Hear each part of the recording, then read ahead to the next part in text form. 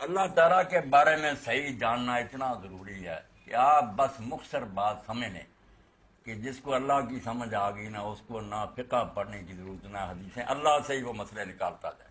عالم جو ہے نا، آپ جو فتویٰ لائیں گے اس سے نکال لیں، اللہ صحیح سمجھ۔ جب اللہ کے سمجھنے میں ٹیڑھ ہو جاتی ہے نا، توحید گئی، آخرت برباد ہو گئی، رسول سمجھنے میں غلطی لگ گئی، شریعت سمجھنے میں سارا کام خراب ہو جاتا ہے۔ یعنی جو پہلا ہے نا نقطہ آغاز دین کا، وہ ہے اول الدین معرفت۔ علی رضی اللہ عنہ فرماتے ہیں کہ دین کی پہلی اینٹ ہے اللہ کو صحیح پہچان۔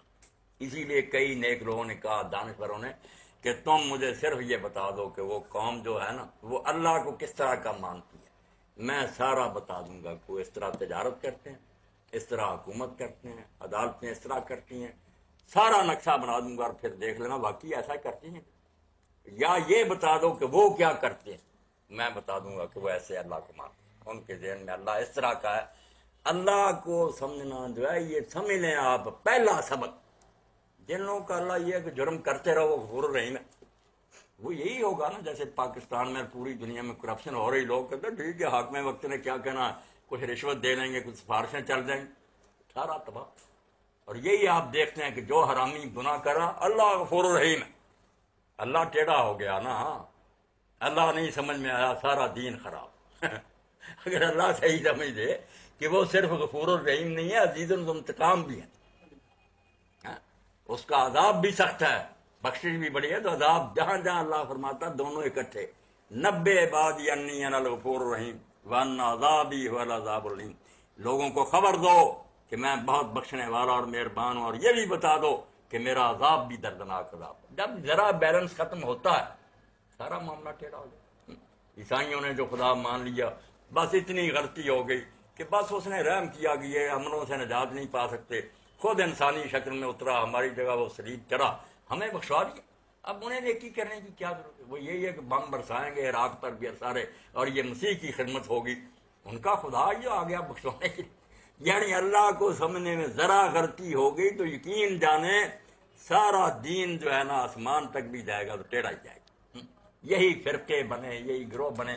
تو آیت الکرسی قرآن مجید کا وہ ٹکڑا ہے جس کے بارے میں آپ جانتے ہیں کہ سب سے اعظم آیت حضور نے اس کو بیان کرنا کہ قرآن کی آیتوں میں سے سب سے اعلیٰ آیت جو ہے نا، ایسے تو اللہ کا کلام صاحب، مگر اس کو اعظم آیت کا۔ اور یہ پوچھا آپ نے سوال حضرت ابی ابن کعب رضی اللہ تعالیٰ عنہ سے کہ وہی تم بتاؤ۔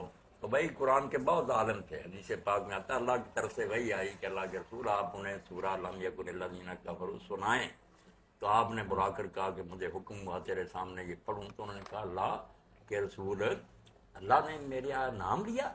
تو حضور نے فرمایا ہاں۔ تو وہ پھر خوشی سے رو پڑے، آنسو بہہ گیا ہو کے کہ میں اللہ کی نگاہ میں اس قدر کہا ہوں۔ تو بھائی اتنے تھے، اسی لیے حضرت عمر نے اپنے زمانہ حکومت میں جابیہ ایک مقام ہے، وہاں تقریر فرمائی۔ جب شام کا دورہ کیا تو وہاں لوگوں کو بتایا کہ یہ علم چاہتے ہو تو فلاں کے پاس جاؤ، یہ چاہتے ہو تو وہاں یہ بات فرمائی من اراد القرآن فلیات ابی، جو قرآن سیکھنا چاہتا ہے وہ ابی کے پاس جائے۔ تو ابی سے حضور نے کہا کہ تم بتاؤ سوچ کر کہ قرآن کی سب سے بڑی آیت کون سی ہے؟